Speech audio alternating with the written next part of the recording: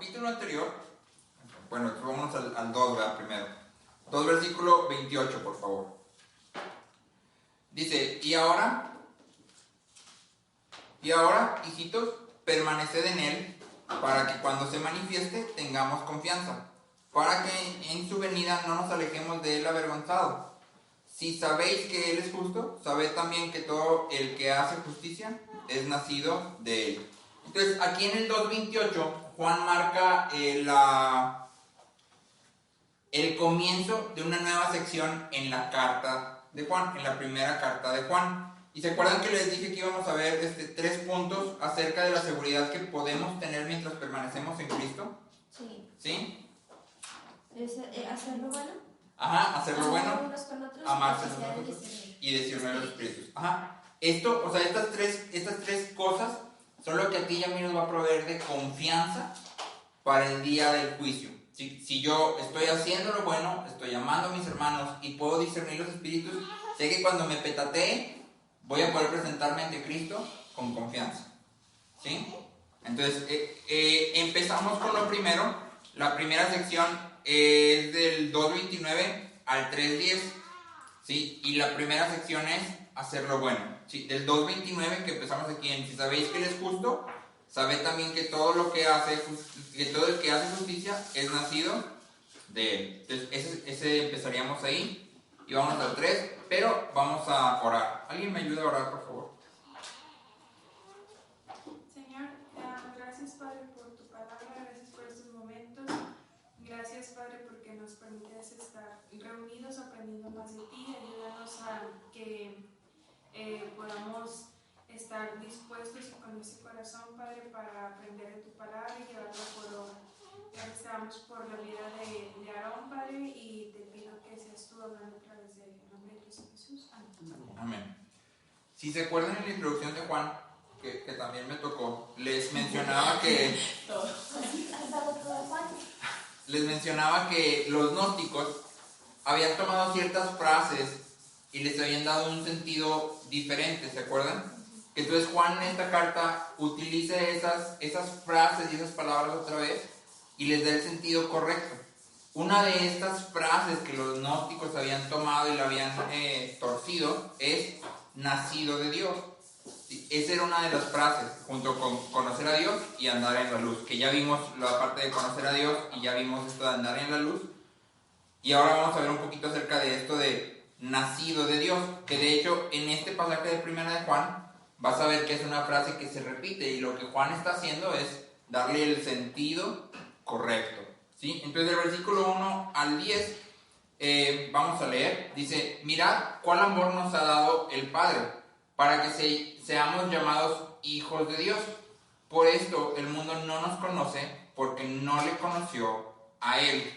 ¿Sí? Cuando la Biblia habla de los hijos de alguien, generalmente hace referencia a la naturaleza de esa persona. ¿Sí? Cuando habla de hijos de Dios, hace referencia a la naturaleza de Dios que debe de estar en nosotros. ¿Me acompañan a Apocalipsis 21, por favor? Apocalipsis 21, versículo 7. Adelante, el que lo tenga. El que venciere heredará todas las cosas y yo seré su Dios y él será mío. Yo seré su Dios y él Será mío. ¿al que qué? Al que venciere. O sea, al que manifieste la naturaleza, entonces ese va a ser mi hijo. ¿Sí? Recuerden que todo esto parte del versículo 2.29 que dice, si saben que Él es justo, entonces los que hacen justicia son de Él. ¿Sí? Dice, amados, ahora somos hijos de Dios y aún no se ha manifestado lo que hemos de ser, pero sabemos que cuando Él se manifieste, seremos semejantes a Él, porque le veremos tal como Él es. Y todo aquel que tiene esta esperanza en Él, se purifica a sí mismo, así como Él es puro. Entonces, en esta parte vemos lo que ya hemos hablado. La salvación de Dios, la naturaleza de Dios, ya está en nosotros, ¿sí? Pero no de manera completa. Nuestra esperanza es que cuando muramos o Cristo venga, lo que suceda primero, esa salvación se va a completar, va a llegar al 100% y entonces vamos a ser semejantes a Él, que es lo que dice aquí Juan. Pero Juan hace referencia otra vez a lo del principio. ¿Se acuerdan que en el capítulo anterior decía que lo que escucharon desde el principio, esto os enseñamos? Y Marcos nos compartía de este mandamiento no es nuevo, ¿sí? Entonces Juan está haciendo que la iglesia se enfoque otra vez en lo que ya estaba. No había necesidad de algo nuevo, de una nueva revelación, sino ya está aquí. ¿Me pueden acompañar a Colosenses 3:4, por favor?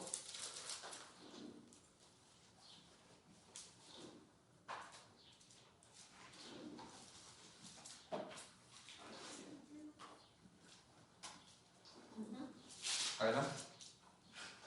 Cuando Cristo vuestra vida se manifieste, entonces vosotros también seréis manifestados con Él en gloria. Exacto. Entonces, la carta de los Colosenses pasa cerca de 30-35 años antes de esta carta de primera de Juan, ¿sí? Y esa es la misma enseñanza, por otro apóstol, pero es la misma enseñanza. No, ya somos salvos, ya tenemos nueva vida, pero es necesario que esta nueva vida llegue a su cumplimiento total, a su plenitud, y eso solo va a pasar cuando ya no estemos aquí. Pero en el versículo 3 tiene una condición, dice: y todo aquel que tiene esta esperanza en Él se purifica a sí mismo. Ya hemos hablado mucho de que las obras son la evidencia de que creemos en Cristo. Ya hemos hablado de que vamos a ser juzgados conforme a nuestras obras, no para que se decida si vamos a ir al cielo o al infierno, sino porque cuando tu vida sea vista de manera completa, tiene que evidenciar que creíste, ¿sí? Y entonces tú y yo lo que recibimos cuando venimos a Cristo es justificación, ¿sí? Es justificación. A eso es lo que tú y yo le llamamos la oración de salvación, es ser justificados por lo que Cristo hizo. Pero después de la justificación empieza otro proceso, y esa se llama santificación, ¿sí? Entonces ya eres justificado, pero ahora es necesario que te santifiques, ¿sí? Y esto es lo que dice aquí Juan. Dice: todo aquel que tiene esta esperanza en Él se purifica a sí mismo, se purifica a sí mismo. Entonces esto me enseña algo muy importante. ¿Quién es el que hace este proceso de purificación? Yo mismo. Yo mismo, ¿sí? Yo tengo que creer, a través de creer. Exacto. Y me pueden acompañar por favor a Filipenses 3, si no me equivoco. Eso está interesante, fíjate. Uh-huh. Pero me imagino que es creer y ejercer, ¿verdad? Caminar en ese creer. Claro. Filipenses 3. No, es que no es Filipenses 3, perdón, es que no apunté esto. ¿Puedo buscarlo? Estoy buscando el pasaje que dice que para juntar para sí una iglesia. Juntar para sí, para decir todo aquí, ¿eh? Es que lo tenía, pero no sé dónde lo apunté. Ese está en Efesios 5. Ah, sí, es que estoy confundido, es cierto, Efesios 5. Qué bueno, porque batallo yo. No sé por qué pensé que en Filipenses. Pero es que acabamos de terminar de estudiar Efesios, ¿verdad? No Filipenses. True. Ay, Dari. Diga, Maya. Ay, Dari. Mira. Dice Efesios 5, versículo 24, por favor. Dice: así que, como la iglesia está sujeta a Cristo, así también las casadas lo estén a sus maridos en todo. Maridos, amad a vuestras mujeres, así como Cristo amó a la iglesia y se entregó a sí mismo por ella.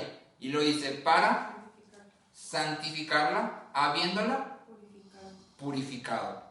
¿Sí? Entonces, Cristo va a santificar a la iglesia a través de la purificación en el lavamiento del agua por la palabra, ¿sí? Y ya esto lo puedes conectar con lo que leíamos en Tito, que Tito dice que por medio de la regeneración, del lavamiento del agua y todo eso que estudiamos, ¿no? La cuestión aquí es que tú y yo tenemos que estar conscientes de este proceso que tenemos que estar viviendo, y que aunque es Dios el que produce en nosotros, y como vimos en Tito, es la gracia la que nos va transformando, yo tengo que, en la medida de lo que es mi posibilidad, en mi naturaleza caída, esforzarme por irme purificando, ¿sí?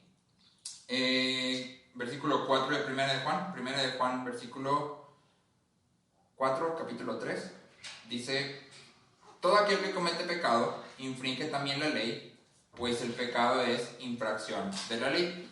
Y esta parte o este versículo es así como, pues obvio, ¿no? Pero resulta que los gnósticos separaban el pecado de la infracción de la ley. Infracción de la ley era tal cual romper uno de los 10 mandamientos que estaban en la Biblia. Recuerda que los gnósticos sí creían en lo que estaba en la Biblia, no creían en la humanidad de Cristo. Y entonces torcían algunas enseñanzas, pero para ellos infringir la ley era romper alguno de los 10 mandamientos. Si no estabas rompiendo uno de los 10 mandamientos, no estabas infringiendo la ley. ¿Sí? Podías pecar sin infringir la ley. ¿Me explico la diferencia? Por lo tanto, no era pecado. No, sí era pecado, pero acuérdense que es esta parte de decir, el pecado no es mío. O sea, el gnóstico decía, ay, mi carne peca, pero yo no. ¿Sí? O voy a llegar a un punto en el que ya no peco. ¿Sí? Y si mi carne peca, pues peca, pero nunca infringo la ley.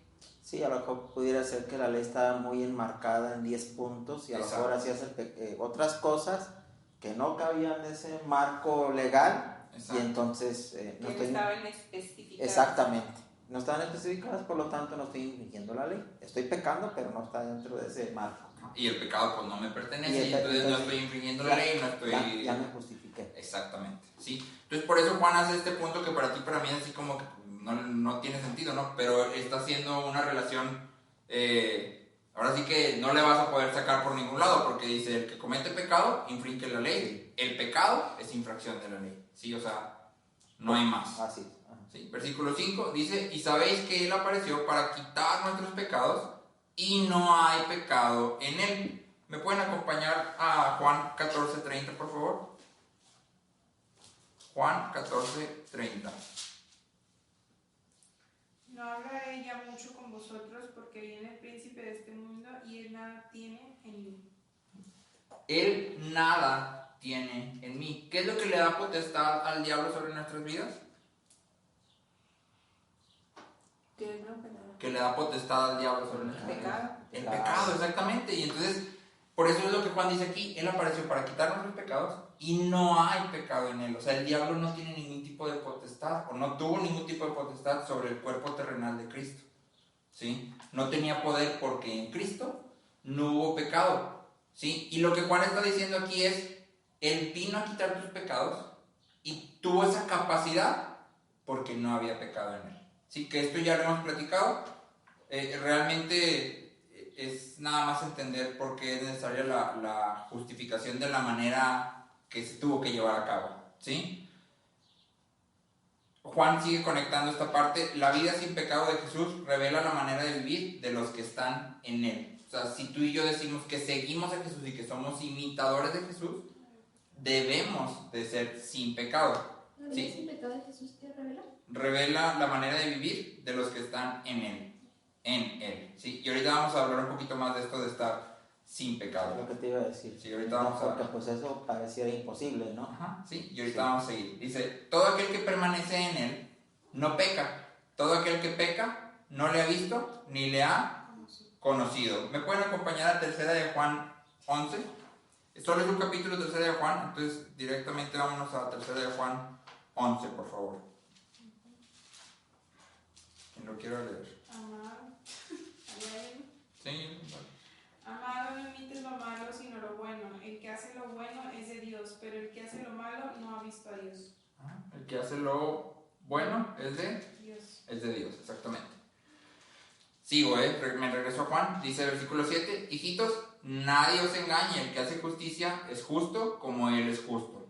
El que practica el pecado es del diablo, porque el diablo peca desde el principio. Para esto apareció el Hijo de Dios, para deshacer las obras del diablo. Y entonces aquí Juan hace un punto muy importante, porque acabamos de ver atrás que dice, todo aquel que permanece en Él, no. ¿Qué? Peca. No peca. Entonces, esta parte así como que tú dices, chis, ¿cómo, verdad? O sea, ¿de qué estás hablando? ¿Sí? Y luego dice, nadie se engaña, el que hace justicia es justo. ¿Sí? El que practica el pecado es del diablo. Entonces, esta palabra del versículo 8, o esta frase, practica el pecado, y esta frase del versículo 6, no peca, En el verbo original es un verbo que está de forma continua, ¿sí? En el sentido de continuo o habitual. En el sentido de continuo o habitual, ¿sí? O sea, lo que Juan está diciendo aquí es, el que permanece en él no vive en pecado o no está pecando constantemente en repetición, ¿sí? Vamos a regresarnos ahí bien en 1 Juan al capítulo 2, por favor. Muy bien. Juan 2, versículo 1. Entonces dice, hijitos míos, estas cosas os escribo para que no pequéis, y si alguno hubiere pecado. Este verbo de pecado está en un sentido de único, ¿sí? O sea, de que cometiste un pecado. Y lo que está acá en el capítulo 3, que vemos que dice que el que permanece en él no peca, ese verbo de peca está en un sentido continuo o habitual. Aquí es importante mencionar que no se está refiriendo Juan a que va a poder llegar el momento en que ya no peques, o que a lo mejor hoy no pequé nada, sino que no debo de continuar o no debo de practicar el pecado, ¿sí? Que practicar el pecado es, ok, pequé hoy en esto, y mañana pequé en esto otra vez, y mañana pequé en lo mismo, y pasado en lo mismo, y al ratito en lo mismo, y entonces lo estoy practicando hasta que me haga un máster en ese pecado, sea cual sea el pecado que estés ejerciendo, ¿verdad? Espero que no sea ninguno, pero eso es. ¿Me acompañan a Romanos 6:15, por favor? Romanos 6:15. Ya no leí la Francia. El que quiera leerlo, adelante. Es que no lo puedo cambiar aquí. ¿Qué pues? Sí. Ella lo tiene.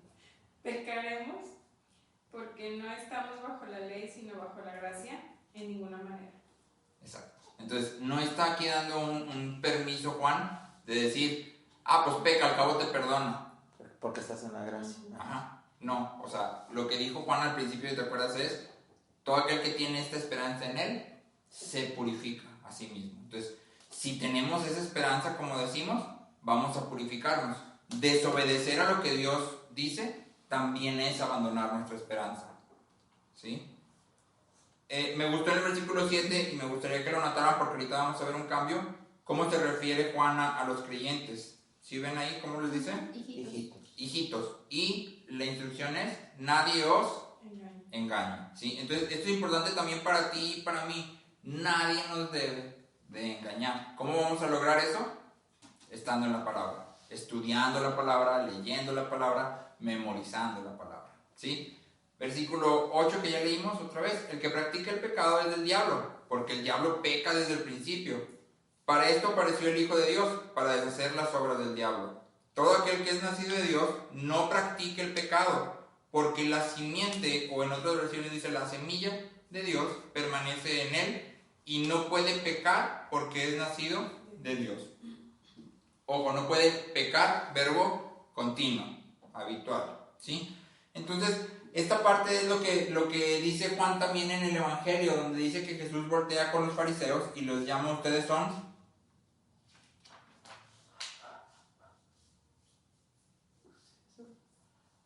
Dice, si fueran hijos de Abraham...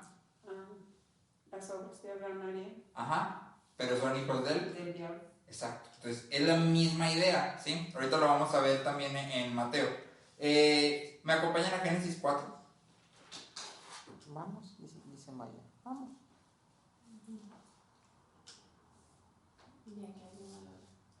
En Génesis 4, del 17 al 26, puedes leer acerca de la descendencia de Caín. Génesis 4 es donde Caín mata a Abel.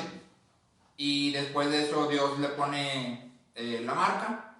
Y lo que vemos tú y yo es que Caín no se arrepiente, al contrario toma una actitud de posiquerías. Justificarse. Ajá, entonces dice el 16, salió pues Caín de delante de Jehová y habitó en tierra de Nod, al oriente de Edén. ¿Sí? Salió pues Caín de delante de Jehová. ¿Cómo puede salir alguien de delante de Jehová si Jehová está en todo el mundo? Pues apartamos. Exacto. Caín tomó su decisión y lo que hizo fue, tú no me mandas, ¿verdad? O sea, ahí nos vemos. Y luego ya puedes ver ahí la descendencia de Caín y realmente no te dice mucho, o sea, pues, Aparentemente. sí, aparentemente es así como muy rápida y todo, pero si lo estudias puedes ver que la genealogía, todos estos hombres que vienen aquí, tenían algo en común y es que todos están enfocados en ellos mismos, ¿sí? Y del que más se habla es de Lamec, que dice, Ada y Sila, oíd mi voz, mujeres de Lamec, escuchad mi dicho, que un varón mataré por mi herida y un joven por mi golpe. Si 7 veces será vengado Caín, Lamec en verdad 70 veces 7 lo será.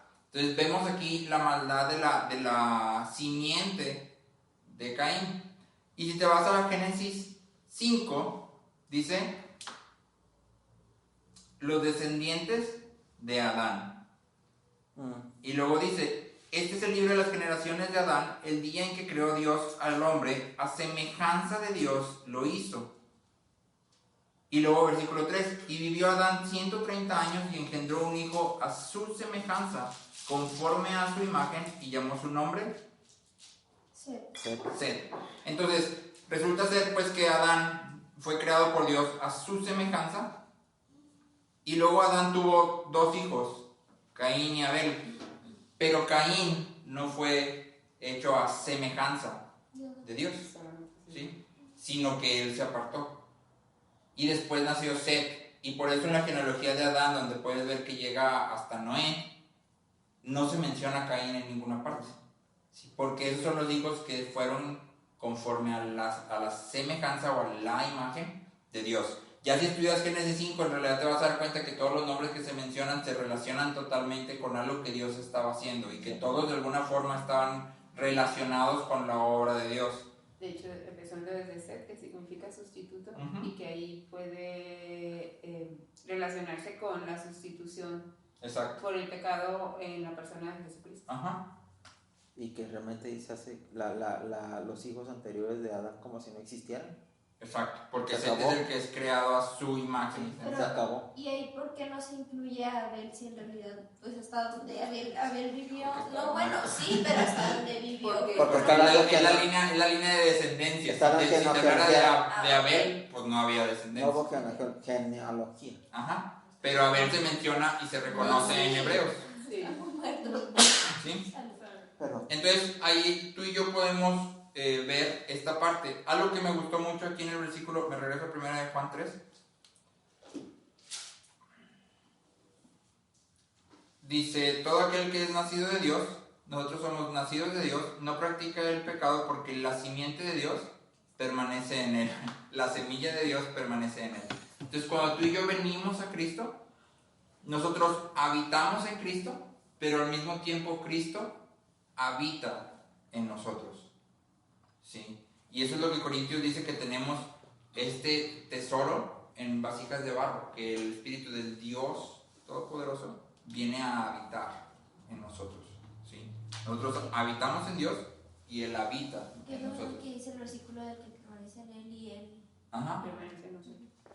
Lo mismo. Sí. Entonces aquí, si te fijas, dice que Cristo vino en el versículo 8, para esto apareció el Hijo de Dios, para deshacer las obras del diablo. Deshacer significa romper cadenas o disolver el pacto. ¿Sí? Obras significa negocio o empresa, porque generalmente tú y yo entendemos obras como algo que haces, ¿no? Voy a hacer una obra y es lavar los trastes, ya hice una obra, pero aquí no tiene ese sentido, más bien tiene el sentido de un negocio, que cuando vas a hacer un negocio implica que hay un contrato, ¿sí? Entonces por eso dice que Cristo vino a deshacer, a romper las cadenas, a disolver el pacto del diablo. Sí, o sea, el pecado le da al diablo potestad sobre nuestras vidas y es como si estuviéramos haciendo negocios con él, aun sin que nosotros lo reconozcamos. Y Cristo viene a disolver ese pacto. ¿Sí? Versículo 10 dice, en esto se manifiestan los hijos de Dios y los hijos del diablo. Todo aquel que no hace justicia y que no ama a su hermano, No es de Dios. no es de Dios. Mateo 7:16, por favor.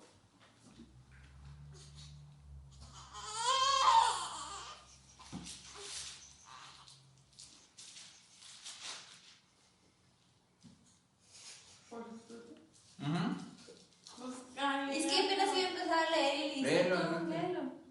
Por veces se recogen uvas de los espinos o higos de los abrojos. Entonces los frutos que tú y yo debemos de manifestar son estos de aquí. Porque si se acuerdan, dice que el fruto del Espíritu, ¿cuántos? Uno. Un fruto. Pero ahí en ese pasaje dice por sus frutos. ¿Qué frutos debemos de producir? Justicia y amor. Porque es lo que dice aquí en Juan. ¿Sí? Todo aquel que no hace justicia y no ama a su hermano. Eso debe producirse en nosotros buenas obras y amor por nuestros hermanos. ¿Sí? Entonces, Mateo 22, ahí estamos en Mateo, antes de seguirle, para de una vez aprovechar que estamos en Mateo 22, 37 al 40, por favor.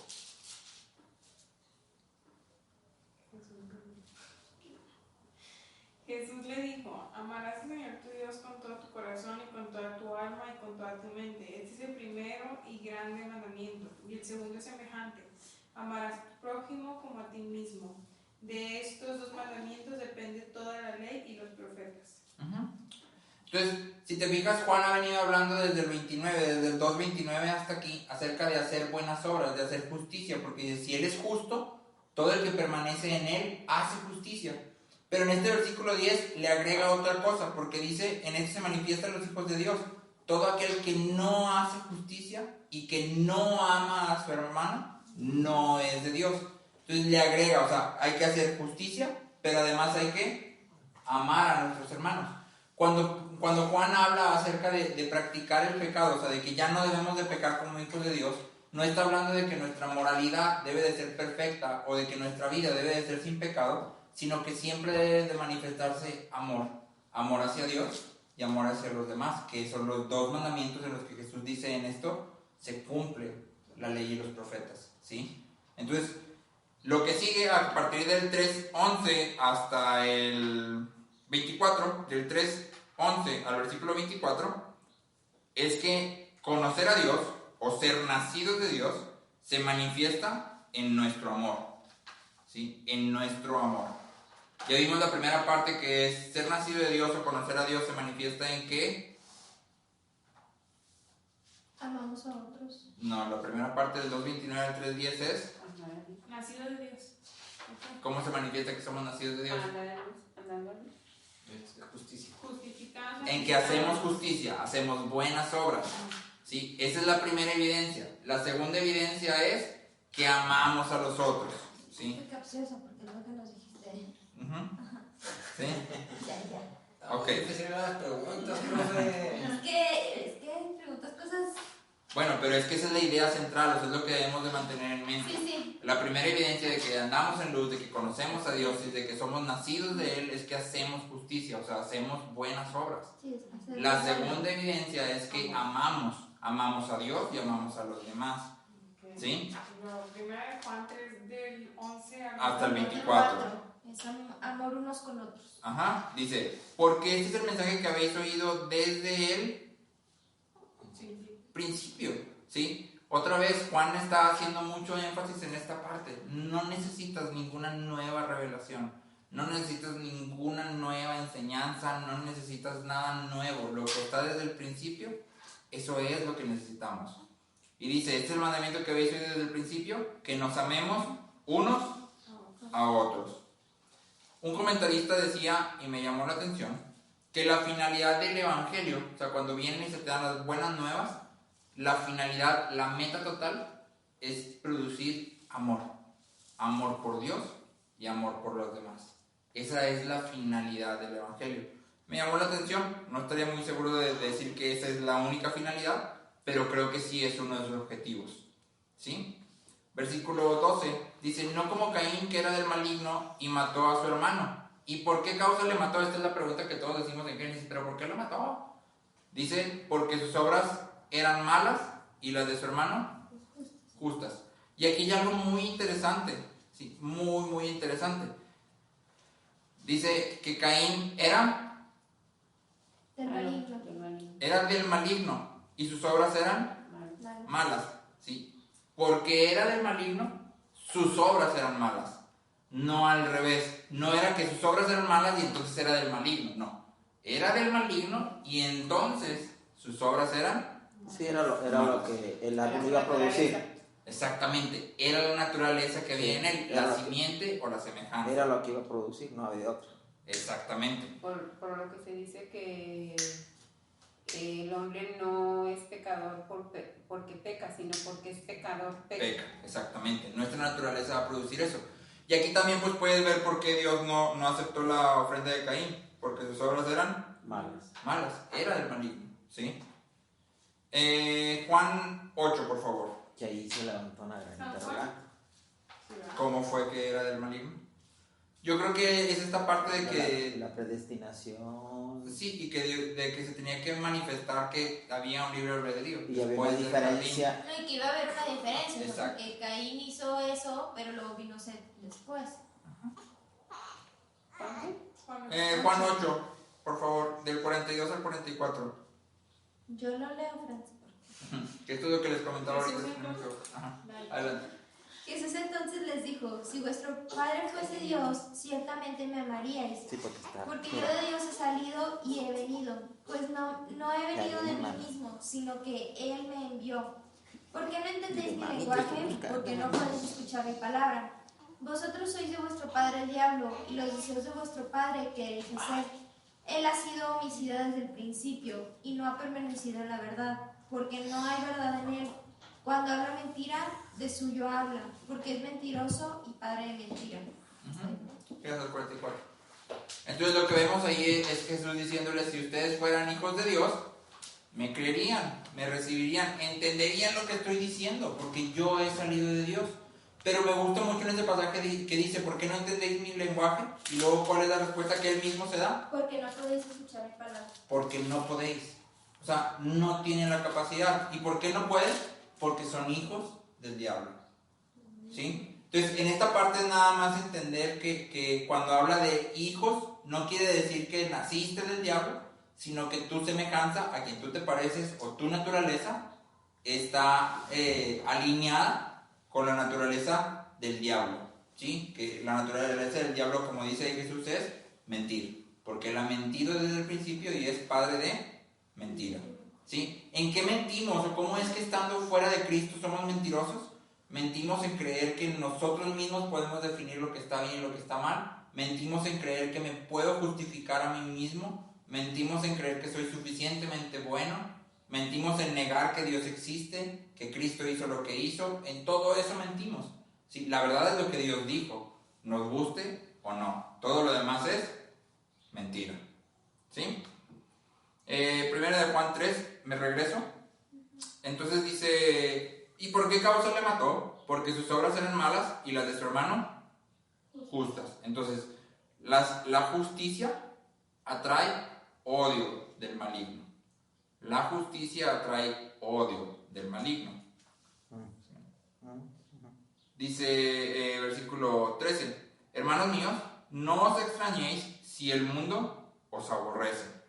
¿Te fijaste cómo les estaba hablando arriba? ¿Cuál era el sustantivo que usaba o el adjetivo? Hijitos. Hijitos. Y aquí cambia. Y le dices, Hermanos. hermanos míos.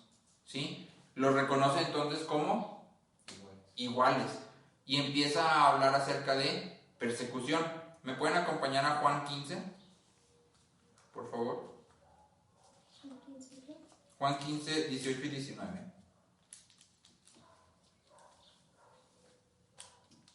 Si el mundo os aborrece, sabed que a mí me ha aborrecido antes que a vosotros.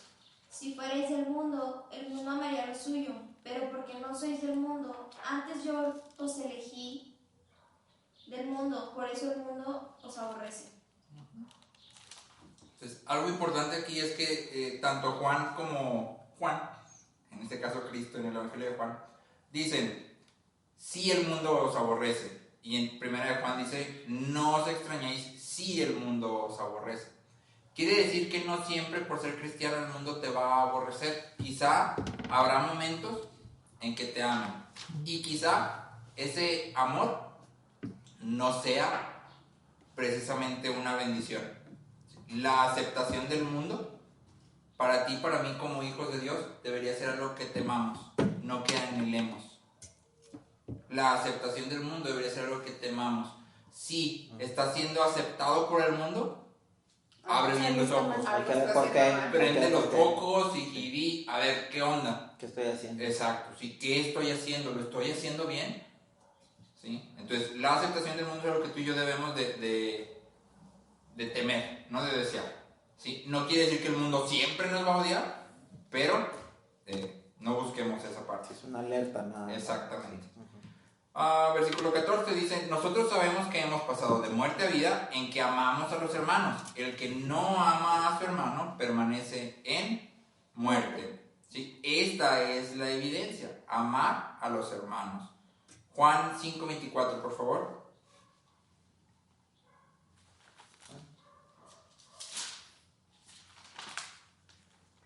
De cierto os digo, el que oye mi palabra y crea el que me envió, tiene vida eterna, y no vendrá a condenación, mas ha pasado de muerte a vida. Hemos pasado de muerte a vida. ¿Sí? No hay condenación cuando esta transición toma lugar de muerte a vida. ¿Cómo sé si he pasado de muerte a vida? Porque tengo que amar a los hermanos. Es la evidencia. ¿Sí? Versículo 15 dice: todo aquel que aborrece a su hermano es homicida. Y sabéis que ningún homicida tiene vida eterna permanente en él. Aborrecer generalmente tú y yo lo entendemos como odiar o algo que te da asco, te repugna y no puedes ni ver, pero en realidad en la Biblia la palabra aborrecer significa amar menos. Amar menos. Entonces aquí me llamó la atención, porque acabo de grabar un podcast y había estudiado esta parte, pero no este versículo, de Lucas 14:26, donde dice: el que no aborrece a hermano y hermana, padre, madre, hijos e hijas, no es digno de seguirme. Cristo está diciendo eso. O sea, si no aborreces a ellos, entonces no eres digno de seguirme. Y luego aquí dice Juan: todo aquel que aborrece a su hermano es homicida. Entonces se levanta como un tipo de contradicción, ¿no? O sea, ¿lo tengo que aborrecer o no lo tengo que aborrecer?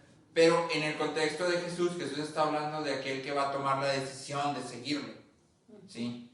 Porque le dice: el que no aborrece a hermano, hermana, no es digno de seguirme. O sea, los tienes que amar menos y luego me empiezas a seguir. Y luego Jesús mismo les dice a sus discípulos: no hay ninguno que haya dejado hermano, hermana, casas, que no haya de recibir más en esta vida y en el siglo venidero. Entonces, tú vas a amar menos todas esas cosas y todas esas relaciones. Vas a decidir seguir a Cristo.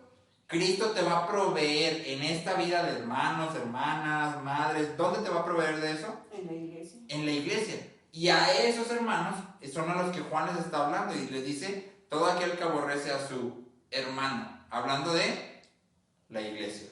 ¿Sí? Importante, aborrecer es amar menos. Porque tú puedes decir: no, pues yo no aborrezco a nadie, o sea, no odio a nadie, ¿no? Pero a lo mejor si hay una persona a la que le manifiestas menos amor, ¿sí? Porque igual no es de tu gracia, o sea, Y si no lo manifiesto, pero sí lo siento. siempre se manifiesta, y eso es lo que vamos a ver. Siempre se manifiesta, ¿sí?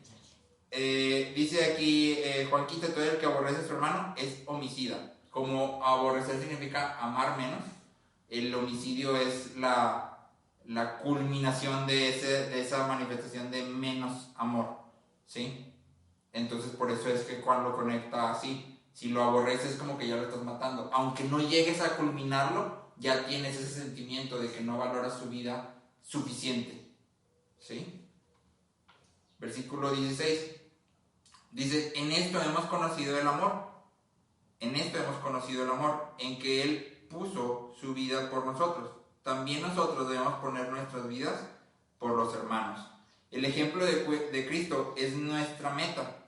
Amar es negarse a uno mismo. Este amor, que aquí se menciona que es ágape, solo puede ser recibido al apropiarnos de la muerte de Cristo. ¿Sí? No al decir que somos cristianos, sino al momento de que tú y yo nos apropiamos de su muerte. Aunque me echen carrilla cuando nos morimos a nosotros mismos, no importa. Gálatas 2:20, por favor. ¿Puedes repetir eso? Casi no lo dices. Gálatas 2:20. No tiene tanto. Con Cristo estoy juntamente crucificado, y ya no vivo yo, mas vive Cristo en mí. Y lo que ahora vivo en la carne, lo vivo en la fe del Hijo de Dios, el cual me amó y se entregó a sí mismo por mí. Gálatas 2:20, con Cristo estoy justamente crucificado. ¿Sí? Entonces si este amor va a fluir de mí, solo hay una manera, y es estar juntamente crucificado con Cristo. Versículo 17 en 1 de Juan capítulo 3 dice: pero el que tiene bienes de este mundo y ve a su hermano tener necesidad y se cierra contra él su corazón, ¿cómo mora el amor de Dios en él? Hijitos míos, no amemos de palabra ni de lengua, sino de hecho y en verdad. Entonces, Juan pone un ejemplo y es muy claro. En esto hemos conocido el amor en que Él puso su vida por nosotros. No en que dijo que nos amaba mucho, no en que nos escribió una carta y nos la mandó. Pudo haber escrito nomás la Biblia, pero Él hizo algo por ese amor. Entonces, tú y yo tenemos también que manifestar ese amor. El amor exige acción, ¿sí? Entonces, por ejemplo, decía ahorita Natalia, pero ¿y qué tal que lo siento pero no se manifiesta? No, sí se va a manifestar. ¿Por qué? Porque entonces no vas a generar esa acción que el amor exige. Y si no la manifiesto, entonces se va a manifestar ese aborrecimiento, ese amar menos. Pero ¿qué tal Sí. que yo sé que, o sea, digo en general, hay gente con la que a veces podemos luchar y entonces pues tengo que trabajar para mostrar... Pero ese es amor, porque acuérdate que el amor es una decisión también, no Claro. es un sentimiento. Entonces cuando tú a lo mejor sentimentalmente puedes sentir No ese quieres. rechazo hacia esa persona, Ajá. pero decides mostrarle amor, estás Sí, haciendo la digo, obra porque de al Dios. final es la carne, ¿no? La que te hace luchar con ciertas personas, digo. Sí, prejuzgas, sí. Entonces, cuando no lo intentamos, o sea, cuando decidimos, no es de mi agrado, ahí muere. Lo voy a tratar nomás bien, pero no voy a hacer nada Pero por él. entonces ahí estamos pecando. Lo estás aborreciendo. Así es. Versículo 19, por favor. Dice: y en esto conocemos que somos de la verdad y aseguraremos nuestros corazones delante de Él. Pues si nuestro corazón nos reprende, mayor que nuestro corazón es Dios, y Él sabe todas las cosas. La palabra aquí reprende significa condenar, ¿sí? Entonces dices, pues si nuestro corazón nos condena, mayor que nuestro corazón es De Dios. Dios. Entonces, en esta parte se cae por tierra toda esa enseñanza de tienes que perdonarte a ti mismo. Sí, Juan aquí lo que está diciendo es: te condena tu corazón, mayor que tu corazón es Dios, y Él sabe todas las cosas. ¿Quién debe, o sea, a mí quién me debe preocupar que me perdone? Pues Dios. Dios. Él es el que importa. Realmente ni siquiera yo tengo capacidad de enjuiciarme a mí mismo, muchísimo menos de perdonarme a mí mismo, ¿sí? 1 Corintios 4, del 3 al 5, por favor. Corintios 4, del 3 al 5. Yo en muy poco tengo el ser juzgado por vosotros o por tribunal hermano, y ni aun yo me juzgo a mí mismo, porque aunque de nada tengo mala conciencia, no por eso soy justificado, pero el que me juzgue es el Señor. Así que no juzguéis nada antes de tiempo, hasta que venga el Señor, el cual aclarará también lo oculto de las tinieblas, y manifestará las intenciones de los corazones, y entonces cada uno recibirá su alabanza de Dios. Exacto. Entonces, Pablo dice: me importa poco que ustedes me juzguen o cualquier tribunal. Es más, hasta ni me importa yo mismo juzgarme, porque aunque yo me juzgue y diga, qué bueno soy, no vale para nada. O qué mal. Sí, o qué malo, no vale para nada. Lo que importa es lo que Dios va a juzgar. Sí, y entonces esta parte de creer que nosotros podemos perdonarnos a nosotros mismos, en realidad es un engaño que está enfocándote en ti mismo. Cuando tú y yo realmente pasamos a segundo lugar. Es lo que veíamos en el versículo de ahorita: con Cristo estoy justamente crucificado y ya no vivo yo, ¿sí? Y lo que ahora vivo, lo vivo en la fe, ¿sí?, del Hijo de Dios. O sea, ya no importo yo, ni lo que yo pueda pensar. Okay. Versículo 22 dice... 21, no sé por qué me brinqué. Amados, si nuestro corazón no nos reprende, confianza tenemos en Dios. Entonces, acuérdense, reprende es Condenar. condenar. Sí, no es regañar, porque reprender finalmente lo relacionamos con Amonestar. sí, con amonestarte, con llamarte la atención. Ahí puesto. ¿Reprender es qué? Condenar. Aquí la palabra reprender significa condenar. ¿Sí? Entonces, si tu corazón te condena, mayor que tu corazón es Dios. Si tu corazón no te condena, Confianza tenemos en confianza tenemos en Dios. ¿Quién es el que importa? Dios. Dios. Sí, o sea, tú sales sobrando totalmente y yo también. Sí, versículo 22 dice, estando en esto, en esto conoceremos, o sea, viene siendo una sola idea y es importante que lo tengamos conectado. En esto conocemos que somos de la verdad y aseguraremos nuestros corazones delante de Él. Versículo 22, y cualquier cosa que pidiéramos la recibiremos de Él, porque guardamos sus mandamientos y hacemos las cosas que son agradables delante de Él. Entonces, este es un versículo que hemos leído muchas veces y es la cuestión de todo lo que pides en el nombre del Hijo te lo van a dar. Sí dice la Biblia eso, pero todas las instancias donde está mencionado eso, tiene una condición, y la condición es que permanezcamos en Él, que guardemos sus mandamientos. ¿Sí? Santiago 4:3, por favor, este no lo sabemos todos.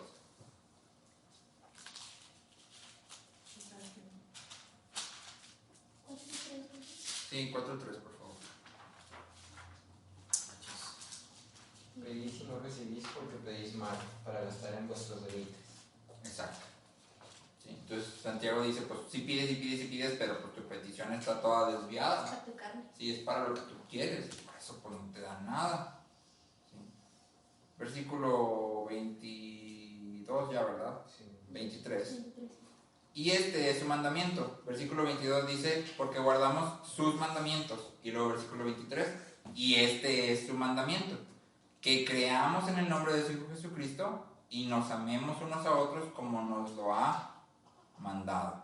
¿Sí? Entonces, el mandamiento es creer y amar. Atrás, ¿cuál era el mandamiento o cómo era que teníamos exactamente? Justicia y amor. Y ahora Juan se empieza a mover hacia la idea de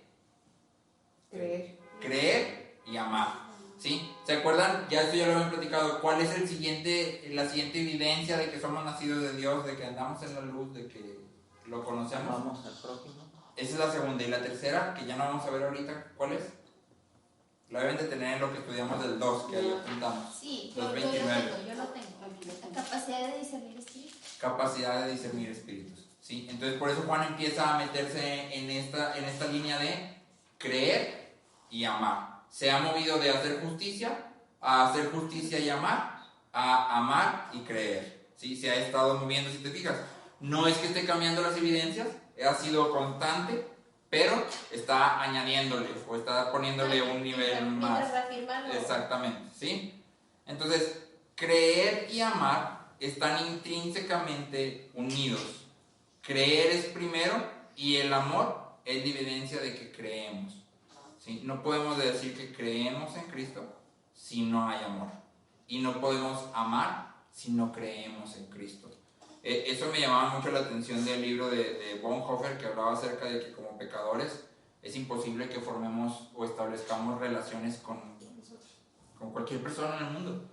Y entonces por eso volteas al mundo y hay la gente dice, no hay amigos de verdad, todos son falsos, todos son, y el amor no existe, y todo el mundo se divorcia, y hay chismes, y todo el mundo se apuñala por la espalda. ¿Y por qué?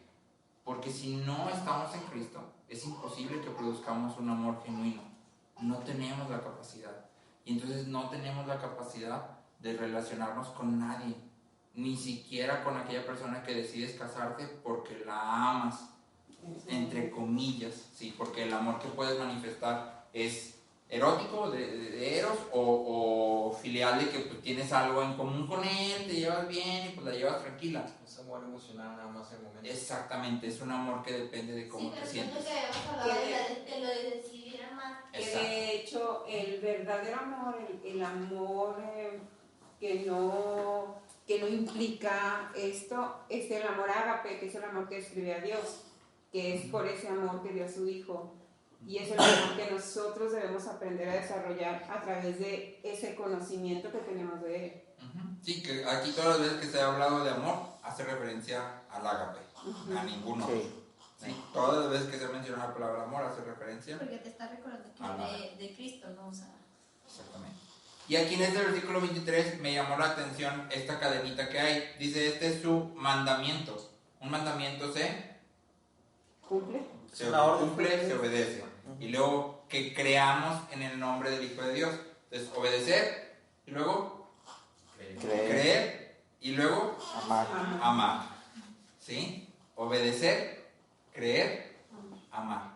Y es lo que tú y yo vemos cuando Cristo viene y llama a los discípulos. Dice que estaban pescando y Jesús les dijo, ven y sígueme.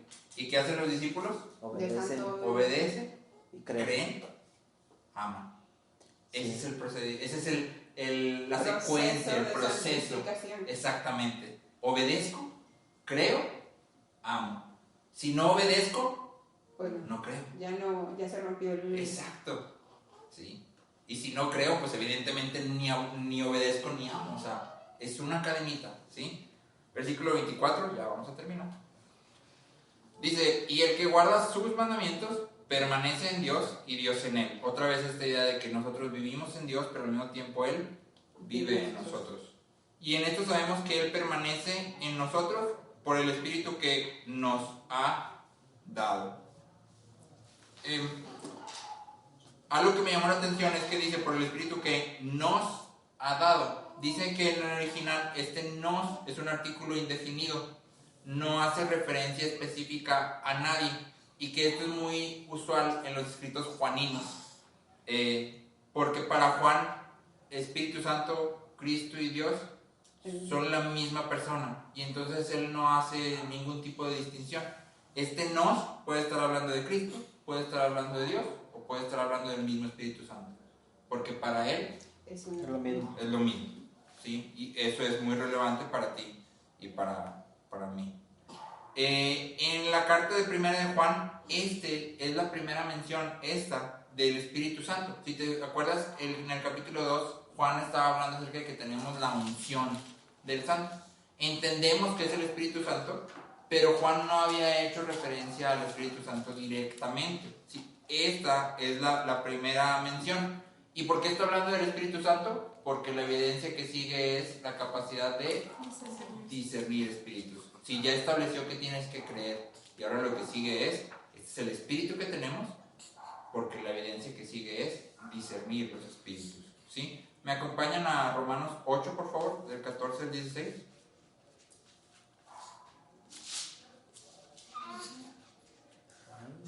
Porque todos los que son guiados por el Espíritu de Dios, estos son hijos de Dios, pues no habéis recibido el espíritu de esclavitud para estar otra vez en temor, sino que habéis recibido el espíritu de adopción, por el cual clamamos Abba Padre. El Espíritu mismo da testimonio a nuestro espíritu de que somos hijos de Dios. Exactamente. Entonces, es necesario que tú y yo seamos guiados por el Espíritu Santo como evidencia de que pertenecemos a Cristo.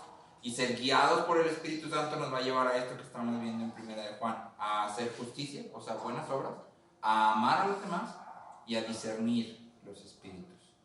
¿Sí? Entonces, aquí termina esta parte del capítulo 3 de primera de Juan, y nada más son 2 puntos centrales. Hacer buenas obras, amar a los demás. ¿Sí? ¿Alguien quisiera preguntar o agregar algo a la lectura del capítulo? Yo nada más esta parte que comentabas del perdonarse a sí mismo, ¿sí? Que es muy común. Sí, o sea, esto es una filosofía humana que en realidad pone a Dios en segundo lugar, segundo plano, y eleva al hombre a ser como Dios, ¿sí? Con la capacidad de perdonarse a sí mismo y descansar en ese autoperdón, cuando realmente solo podemos descansar en el perdón de Dios por nuestros pecados. O sea, Él es el que realmente nos da esa paz, ese descanso, esa libertad al perdonar nuestros pecados, y tiene que ver con creer, ¿sí? Conozco cristianos que pues al final no son capaces de experimentar esa paz hasta que les dicen que se deben de perdonar a sí mismos para que puedan experimentar la paz en su corazón. Sí, o sea, Dios ya te perdonó, pero ahora necesitas perdonarte a ti mismo. No, eso es una herejía, porque si Dios ya le perdonó y necesita perdonarse a sí mismo, quiere decir que no ha creído el perdón de Dios. O que Él es igual de importante que Dios, por eso necesita además del perdón de Dios el suyo propio. Exacto, o sea, en realidad como no lo ha creído, entonces Él mismo se erige como Dios, porque necesita su perdón. Sí. Sí, volvemos a lo que decía Pablo, o sea, poco tengo que me juzguen ustedes, que me juzgue yo. Ajá. Lo que importa es lo que Dios piensa. Necesita su auto perdón. Pues no, yo nada más pienso que eso que tú mencionas no era de... Hablamos fuerte. Sí, eso que mencionas de perdonarse a sí mismo, al final se transmite de boca en boca sin haber meditado en lo que estás diciendo. Simplemente copias e imitas.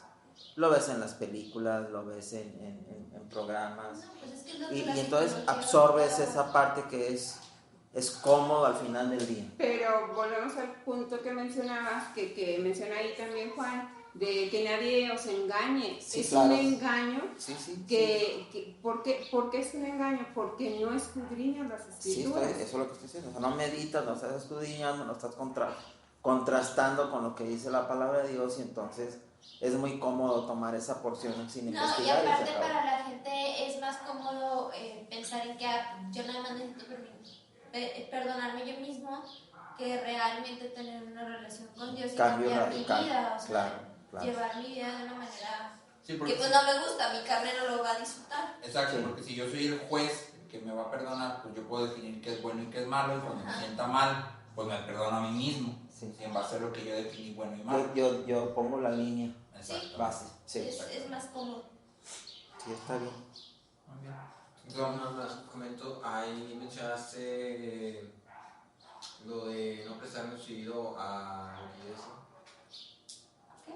Lo de Juan está diciendo que no prestar nuestro oído. No me No, acuerdo. no. Sí, mencionaste eso. Leímos en Juan lo de ¿por qué no podéis entender mis palabras? Sí. Puedes escuchar. Sí. En el 4, ahí mismo en 1 de Juan, que yo creo que vamos a ver el domingo, menciona, si no me equivoco, en el 12, algo de que a veces sois del mundo porque escucháis al mundo, porque visitáis. Ok, es lo que estoy diciendo, sí, que copiamos, ¿verdad? Sí. Ajá, entonces como reforzando esa misma idea de, al final de cuentas, el fruto que das es de donde vienes, o de tu naturaleza. Dice, ellos son del mundo, por eso hablan del mundo, y el mundo los oye. Sí, es eso. Muy bien, vamos entonces a orar. Ahí por ahí está la cajita de los